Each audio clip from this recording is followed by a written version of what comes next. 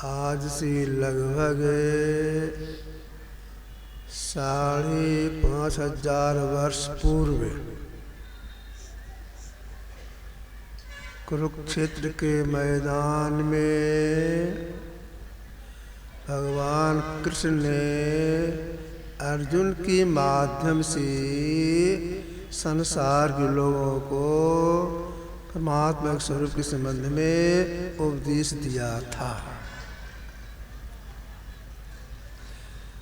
द्वाविमो पुरुषो लोकी क्षरक्षर एव च क्षर सर्वाणि भूतानि कूटस्थ उच्यते उत्तमे पुरुषस्तन्मे परमात्मेत्युदाहृत है ये लोग त्रयमा विश्व विभर्त्य व्य ईश्वर है।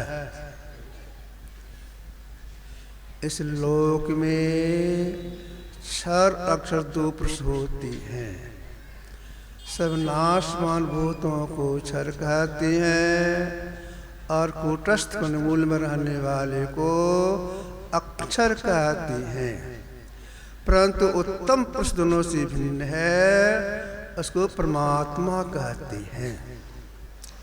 वही परमात्मा त्रैलोक में पृष्ठ होकर के त्रैलोक का पोषण करता है। जो त्रैलोक पृष्ठ होकर त्रैलोक का पोषण करता है, इस सबसे पहले के हैं। अब यही सबके निवास स्थान है। पूर्वाहन लगभग 8 बजता होगा। गुरुदेव कुप्पा घाट आश्रम में विराजमान थी। अपने शयन करने की आसन पर सब आसन से लेटी हुई थी। सब आसन मतलब चित लेटी हुई थी। मैं उनके समीप में खड़ा था। हमको देखती हुई बोली कि रे भगीरथ। मैंने कहा जी हजूर, तुम बार बार हमसे पूछती रहती हो, आज हम तुमसे पूछती हैं, कहो इसका क्या माने होगा। तो मैं हाथ जोड़ते कहा हजूर कहल जाए। तो गुरुदेव बोले गुरु ही घर है। बोले इसका क्या माने होगा। हम सोचने लगे गुरु ही घर है, इसका क्या माने होगा। सोच रहे हैं गुरु ही घर है, इसका क्या माने होगा। और गुरुदेव चित लेटे हुए हैं, प्रतीक्षा में है, हाथ को इसी से कर रहे हैं कि यह क्या उत्तर देता है। हम उनके समीप में खड़े हैं, सोच रहे हैं। हमको लगता है कि सोचते सोचते लगभग 7-8 मिनट हो गया होगा। हमारी बुद्धि काम नहीं की, ये क्या माने होगा। तो मैं हाथ जोड़ते ही कहा हजूर कहाँ समझ में आवे छे, कहल जाए की माने होते। तो गुरुराज बोले अरे गुरु मने परमात्मा, परमात्मा सबके निवास स्थान है। अब देख परमात्मा के अंदर सारी सृष्टि है।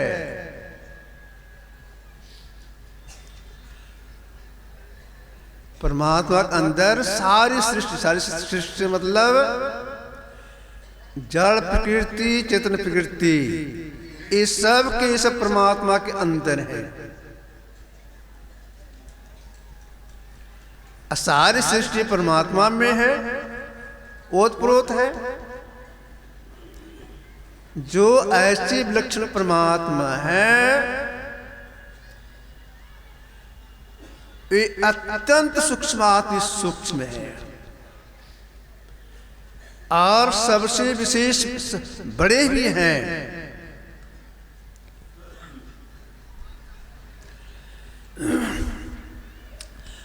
अत्यंत सूक्ष्माति सूक्ष्म है मतलब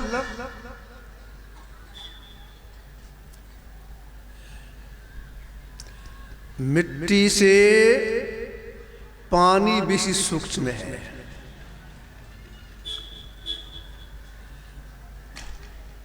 पानी से बेसी सूक्ष्म अग्नि है।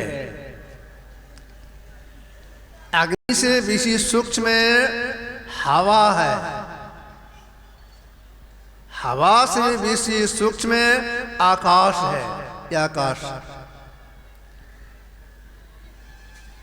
आकाश से भी बेसी सूक्ष्म समष्टि अहंकार है। समष्टि अहंकार से बेसी सूक्ष्म समष्टि बुद्धि है। इससे बेसी सूक्ष्म महाकारण है। महाकारण से बेसी सूक्ष्म प्रकृति है।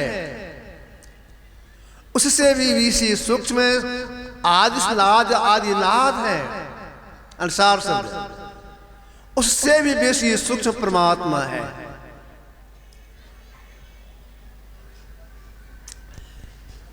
आप मिट्टी और पानी दोनों को ले लें, घोलते ठीक से, देखने के ख्याल से कांच के बर्तन में रखें। आप देखेंगे धीरे धीरे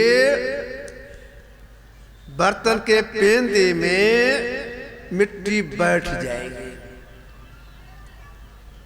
अब गौर से देखेंगे तो मिट्टी के कण कण में पानी घुस करके अपना मंडल बाहर रखा है। क्यों? मिट्टी से अधिक सूक्ष्म पानी है। इसी तरह से परमात्मा अति सूक्ष्म होने के कारण सृष्टि के कण कण में सघनता से व्यापक होकर के अपना मंडल बाहर रखे हैं। कितने बाहर हैं इसकी कोई सीमा नहीं। कितने बाहर है कोई सीमा नहीं है। ऐसे परमात्मा में तीन नहीं होती है। अनादि अनंत प्रभु निर अवय विभु अक्षय अजय अति संग्राही। जो परमात्मा अत्यंत सूक्ष्म है, सबसे बड़े हैं, उसमें आदि नहीं यानी शुरू नहीं, मध्य बीच नहीं और अंत भी नहीं। यह तो माया में होता है। आदि मध्य अंत यह माया में होता है। परमात्मा तीन से न्यारी है। जो परमात्मा तीन से न्यारे हैं वे एक ही एक है, दो नहीं। उसी एक को अनंत कहा गया है। अगर दो अनंत माना जाएगा दोनों ससीम हो जाएगा। तो अनंत एक ही एक,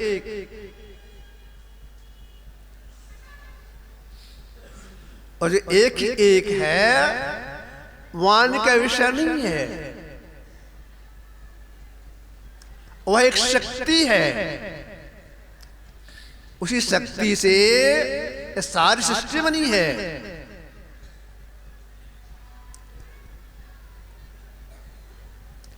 एक विद्यार्थी का नाम था श्वेत केतु। इनके पिताजी ब्रह्म ऋषि थे। श्वेत केतु अपने पिताजी के पास गए, चरण छू के प्रणाम किए।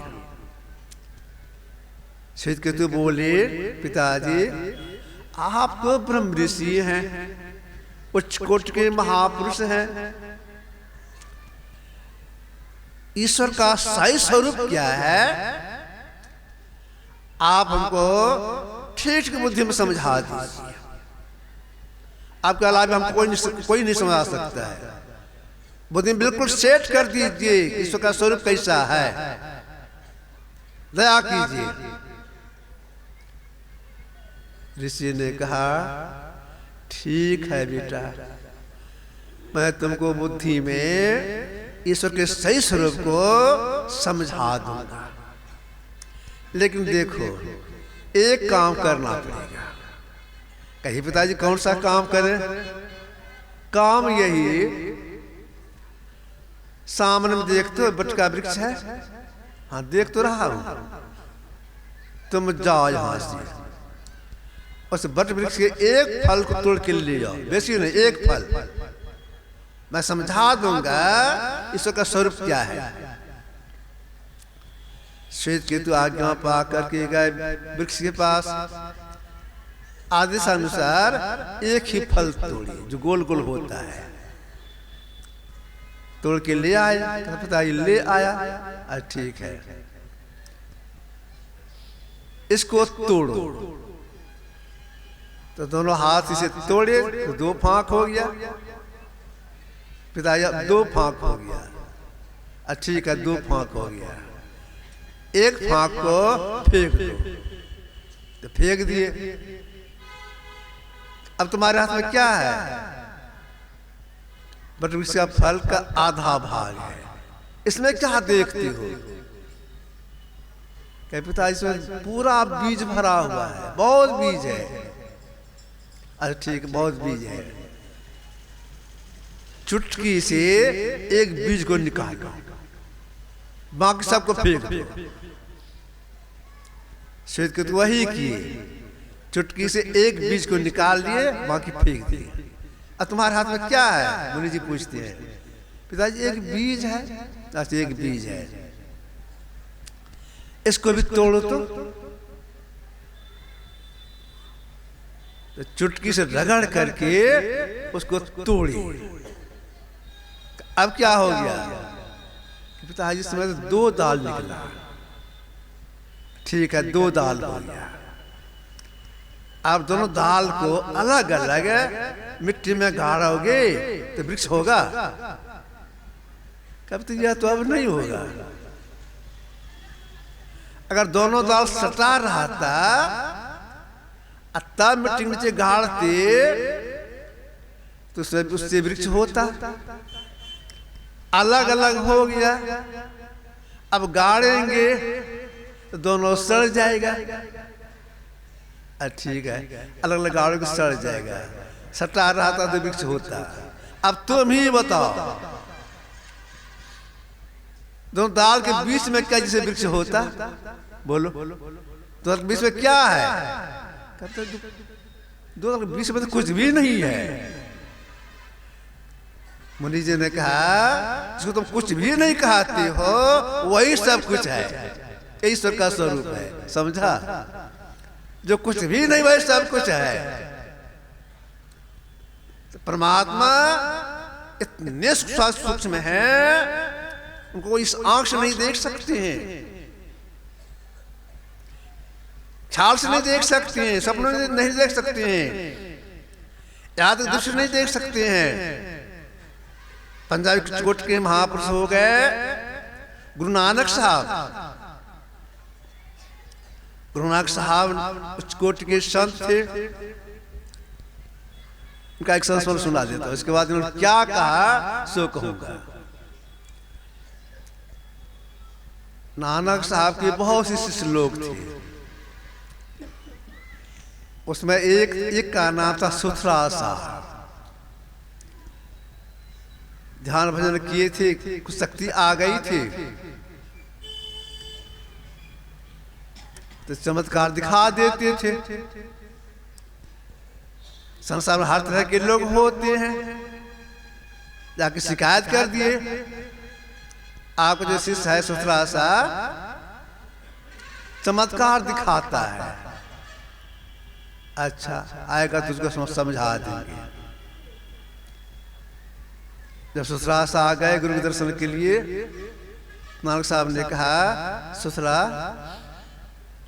सुनता चमत्कार दिखाता है तो कुछ नहीं बोले, मत दिखाओ, जाओ, अब मत दिखाना। गुरु को प्रणाम किए चले गए।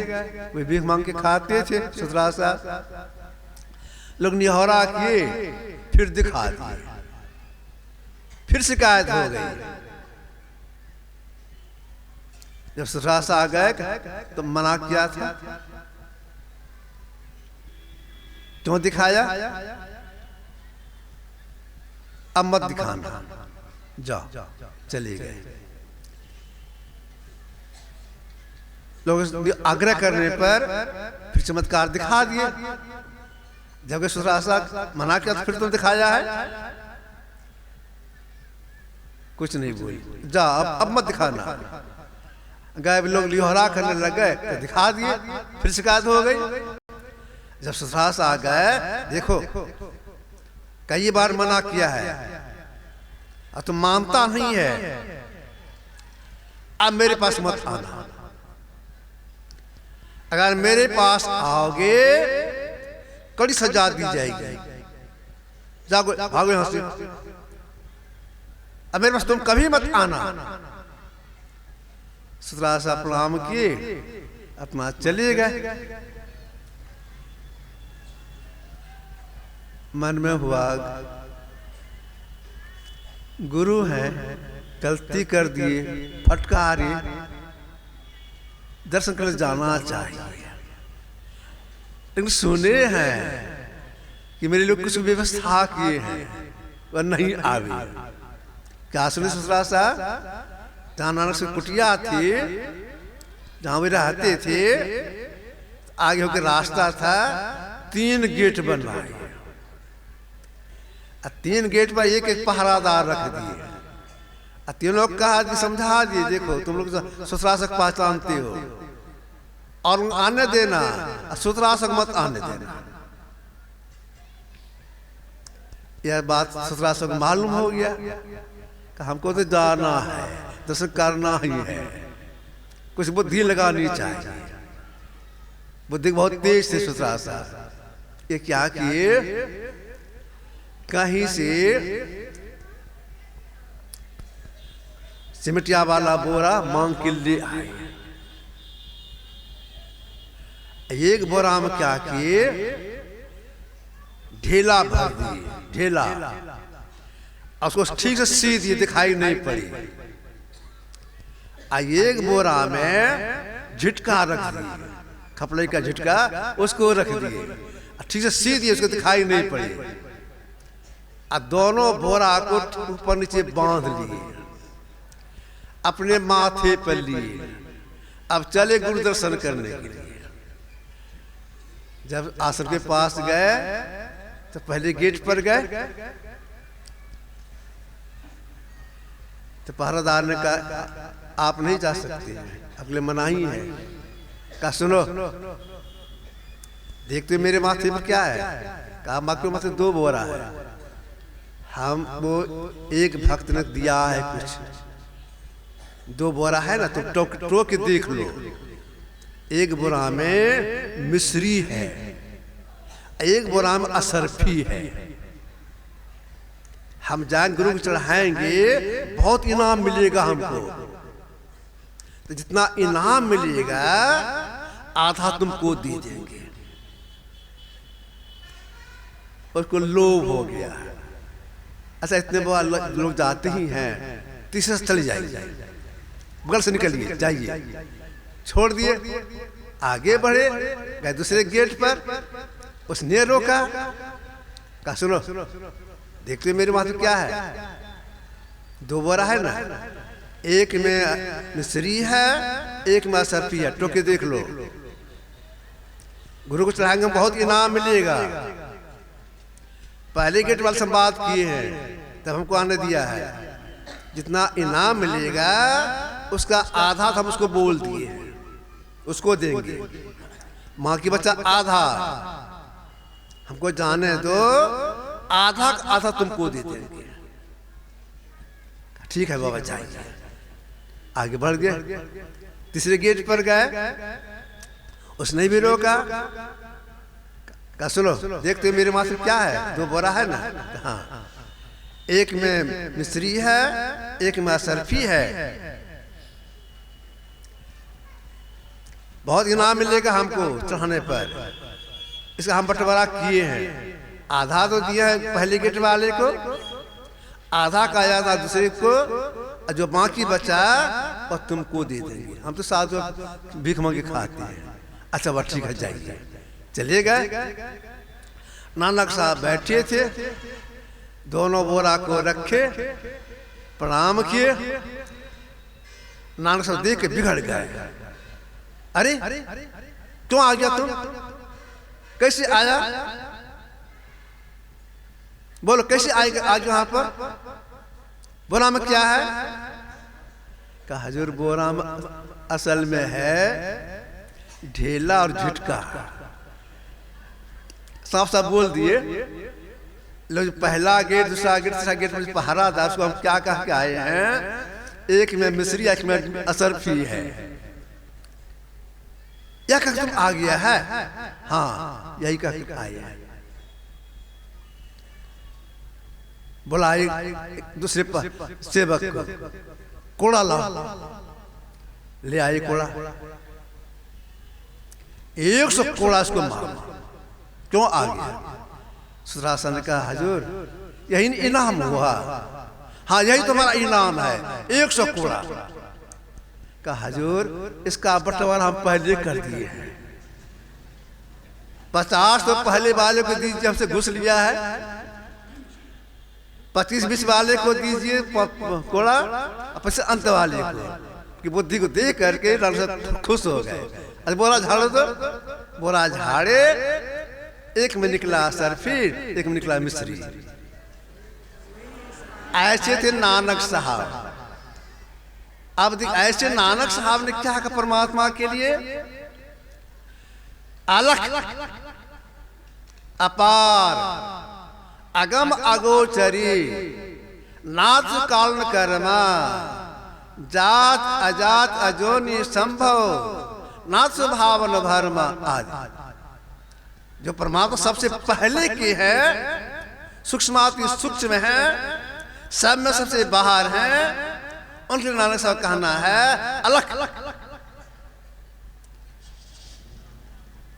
इस आंख से नहीं देख सकते हैं उसको, ख्याल से नहीं देख सकते हैं, स्वप्न नहीं देख सकते हैं, यहाँ दृष्टि नहीं देख सकते, लेकिन अलग अपार कोई आर पार नहीं, वो छोर नहीं, कितने बड़े हुए हैं, अगम अगोचर उसका कोई और छोर नहीं है। गुरुदेव इसकी पुष्टि किए हैं, हज का नहीं रंग नहीं रूप रेखा, जिसे दिव्य दृष्टि से नहीं कोई देखा। जो परमात्मा सूक्ष्म है, दृष्टि से नहीं देख सकते हैं। नारद मुनि गए थे श्वेत द्वीप भगवान नारायण का दर्शन करने के लिए, दिव्य दृष्टि से नारायण भगवान दर्शन कर रही हैं। नारायण भगवान बोल रही हैं, हे मुने ये मेरा रूप आप देख रही हैं, ये मेरी माया है। जो आप दृष्टि से देख रहे हैं, ये मेरी माया है। मेरे सत्य स्वरूप को देखने के लिए और आगे जाना होगा, मतलब आत्मसिद्धि प्राप्त करनी होगी। तब आप कहेंगे दिव्य प्रबंध दर्शन क्यों नहीं होता है? देखिए अंतर साधना में एक नाम का जप करते हैं, एक रूप का ध्यान करते हैं, शून्य ध्यान करते दृश्य क्रिया करते हैं, सफलता मिलती है, दृष्टि खुल जाती है पूर्ण रूपेण। तो दृष्टि जो की सफलता में खुल गई, लेकिन भीतर की 4 दिन रह गई।